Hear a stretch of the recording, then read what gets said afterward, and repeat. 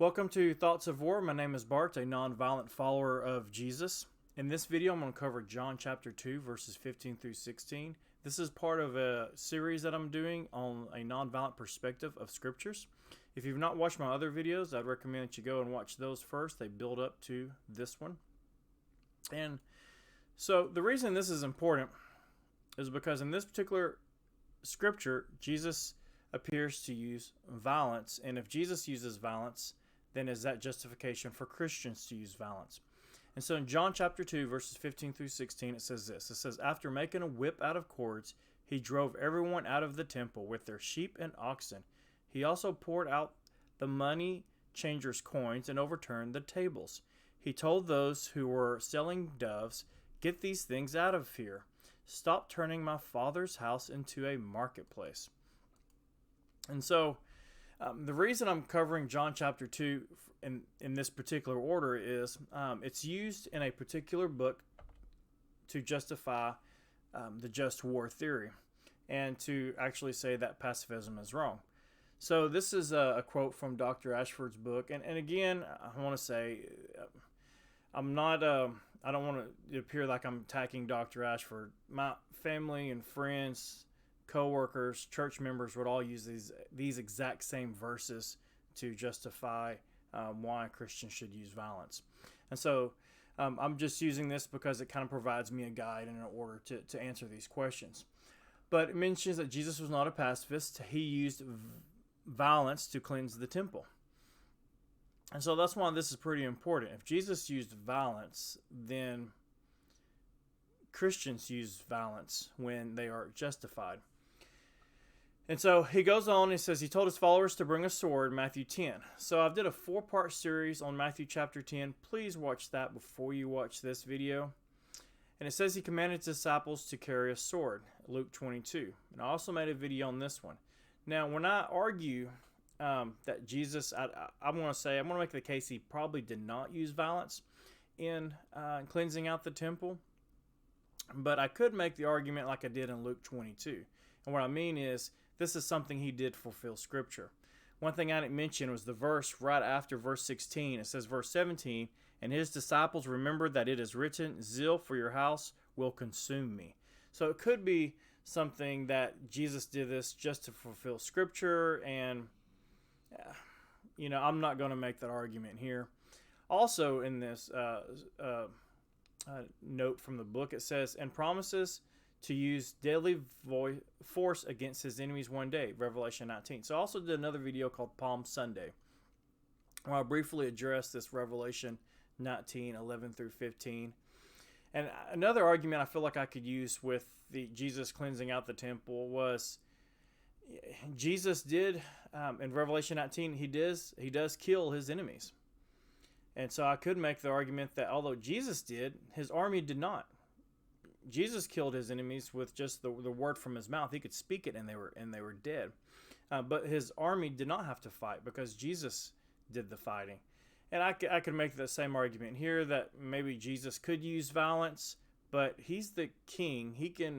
He's God. He can do what he wishes. If he asks me as a follower to live as sheep and to be nonviolent, then that's his business. He makes the commands.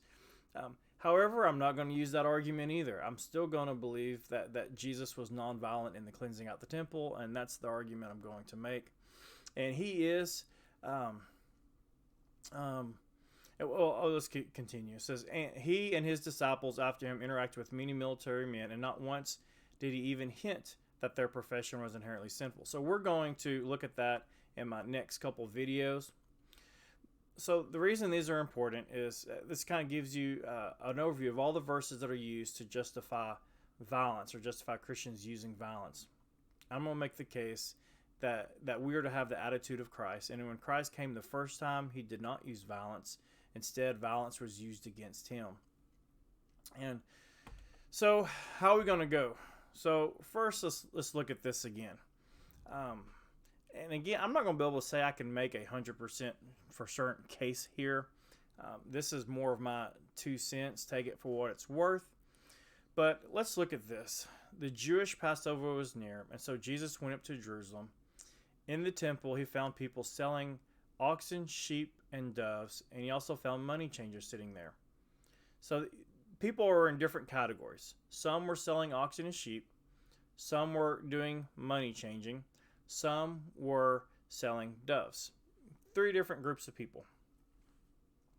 And he says, after making a whip out of cords, so this is where now Jesus is making a whip. Now, and I could also make another argument here. Jesus made whips and not swords. He could have killed all these people if he wanted to, but he didn't. And to me, this is him showing mercy that he just whipped them and didn't strike them dead immediately. But here, he made a whip.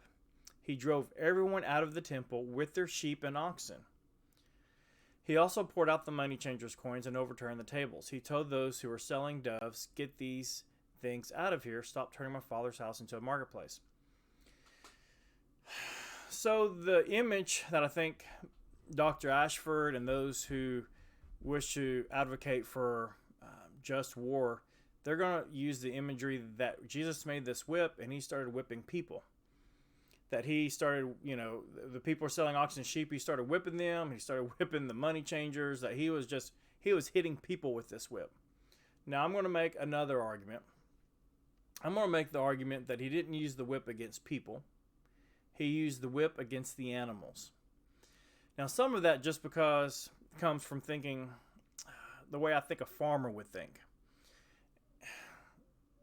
When a farmer looks at an animal, they look at that oxen or that sheep. They know that sheep's worth $100. They know that oxen's worth maybe $1,000 to $2,000. So if you're one of those people to move and get out of the temple, you get those sheep and you get those oxen, you get them running, you get them fleeing, because what that farmer or that seller's going to look at, that's $100 running away from them. That's $1,000 running away from them. They see that as money. And if that money is fleeing, what do you think those people are going to do? That's the owner of those animals. They're going to run too. They're going to chase after those animals. And so to me, it would make more sense that Jesus would come in and whip the animals to get them moving, to get the people selling them to move. And that's just me. That would be my logic on that. Because this is very similar to what he does with the money changers. And that he overturned the table. So these money changers have money on these tables, and when he flips it, that money goes everywhere. What do you think those money changers are going to do? They're going to want to go and get up and start grabbing their money to make sure someone else doesn't grab it. And so from looking at this, again, why would he be flipping over money changers' tables if he's whipping them? And if he's whipping them, okay, I want to look at this a different way too. This is John chapter 2. This is towards the very beginning of his ministry. Don't know how many of these people have really heard of Jesus at this point. You're here. These people are making a lot of money.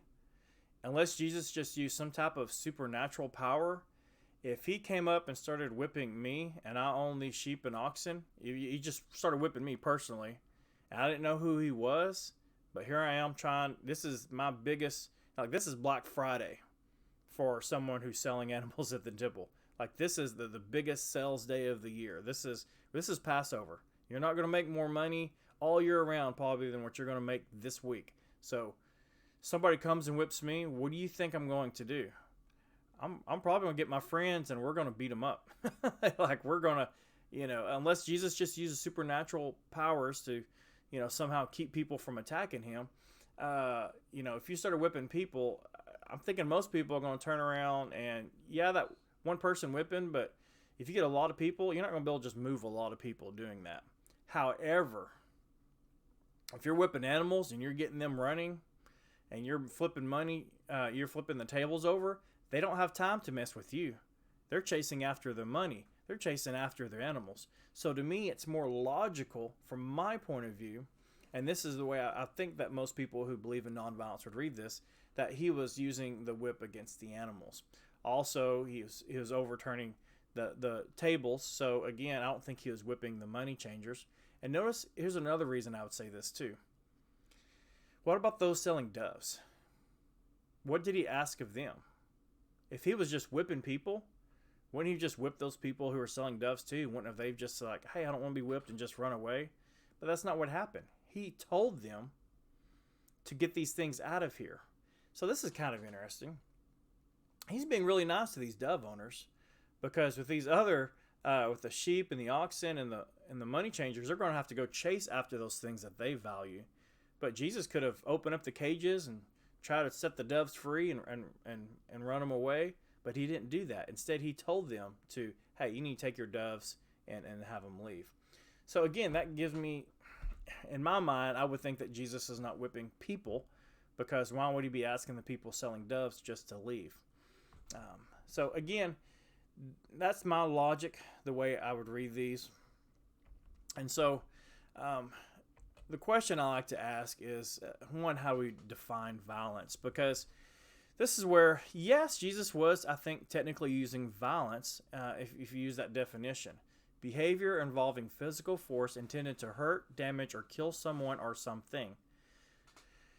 So, when I talk about followers of Christ being nonviolent, I mean we're nonviolent against other people created in the image of God.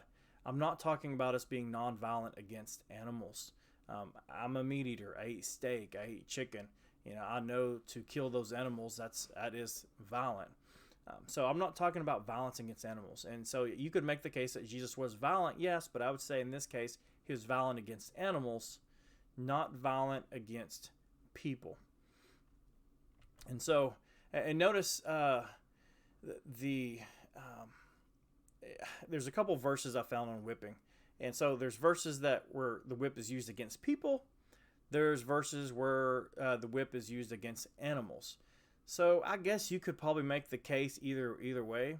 Of course, when it's usually used against people, it's usually used against slaves or people beneath you in a society. Again, I don't think Jesus in this particular situation, they're not going to view Jesus as someone above them, like a political leader who's they're going to just take a whipping.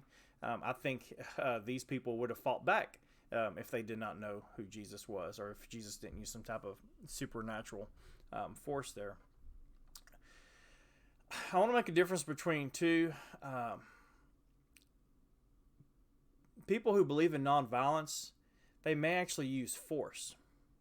Just because you use force does not mean you're using violence. Notice the definition of violence. Violence is involving physical force intended to hurt.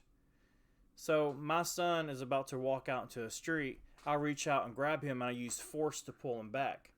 So I'm not being violent. I can be using force, but I'm not being violent because I'm not intending to hurt. That intent to hurt is the difference between just using force and using force that actually harms someone. And so there's other temple cleansing verses we can look at.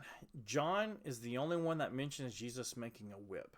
And so that's another reason you look at this and someone's looking at justification for violence. You're going to take John chapter 2 because this story is mentioned 4 times. Now, I actually believe Jesus did this multiple times. He could have done this every day during Passover. I don't think Jesus just did this one time. And so we'll look at these other verses and do a quick summary. So this is John chapter 2. We already looked at it. Matthew 21, 12, 13. So in Matthew, it says, Jesus went to the temple, and throughout all those buying and selling, he overturned the tables of the money changers and the chairs of those selling doves. So Matthew adds the addition that he actually overturned the chairs, I guess, to keep them from sitting down. Maybe if they're standing, they're going to want to leave because you don't want to be there all day having a stand. But that, again, Jesus overturned chairs. To me, that's not violence against the people. That's violence against the chair. And so also in Mark 11, 15 through 18 says they came to Jerusalem and went to the temple and began to throw out those buying and selling. He overturned the tables of the money changers and the chairs of those selling doves, again mention that, and would not permit anyone to carry goods to the temple. Again, the scriptures don't really tell us how he did that. It doesn't say he made a whip and was whipping people anytime they wanted to walk through the temple. It doesn't say he could have just used his words. He could have just kind of like try to just physically block them, say, hey, you guys need to go around. there's lots of ways you can prevent someone from going through a particular area. And so it says he was teaching them, is it not written, my house should be called a house of prayer for all nations. The Jews most likely were doing this business. Well, it was in the temple, so it was in probably the area of the Gentiles. So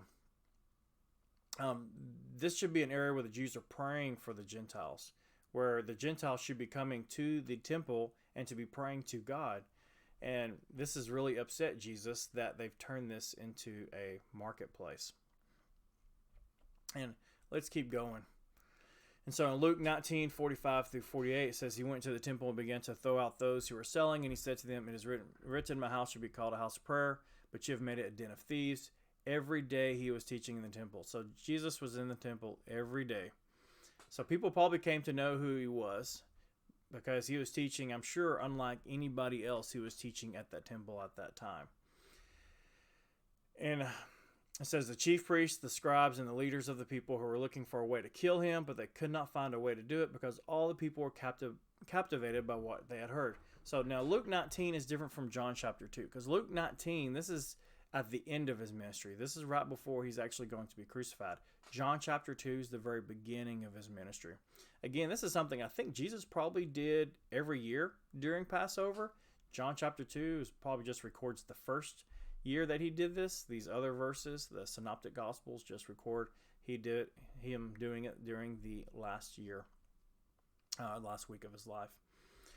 And so just a couple notes, a little, did Jesus use violence? And I'm going to make the case that he actually did not use violence. He was not actually harming people. Again, I can see where that can be tough to, you could almost say, maybe you could read this either way. For me, I have to look at the other scriptures like Matthew chapter 10 to see why Jesus was doing or saying the things that he does, or does the things that he does. So pacifism and nonviolence are not the same. I want to make this case. You'll see this in a couple of my videos, that I feel like most of the time when I read someone making a case against nonviolence, they only make a case against pacifism. And people who believe in nonviolence separate themselves from pacifism. And I'll get more into that into my next video. But a nonviolent person may use force that does not cause harm to others.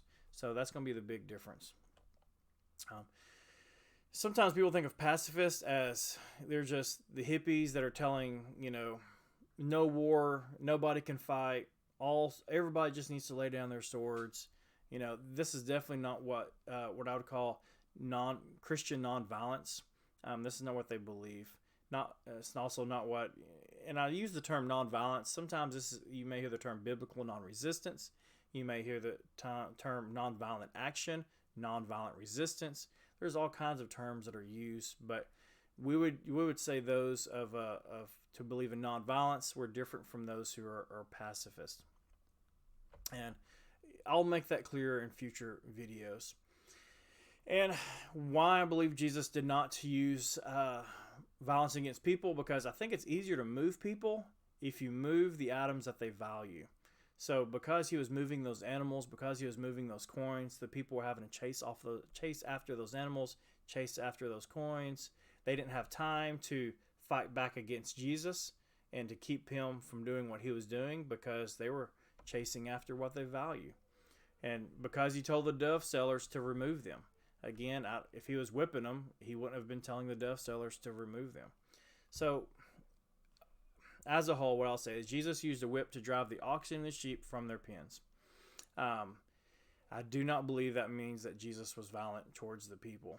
And I also do not think this is a justification for Christians who use a sword. Even if Jesus did use a whip, I don't think this is justification for him to use a sword, because there was only one temple in this world at the time of Jesus.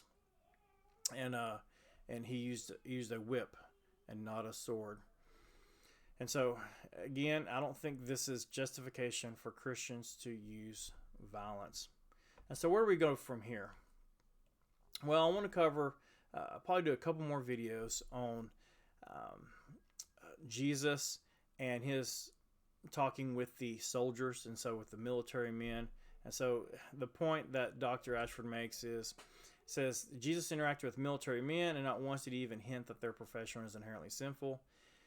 This may be the toughest set of videos that I do, but hopefully if you follow me, again, you're going to have to really understand the difference between pacifism and nonviolence to understand why this particular verses make sense.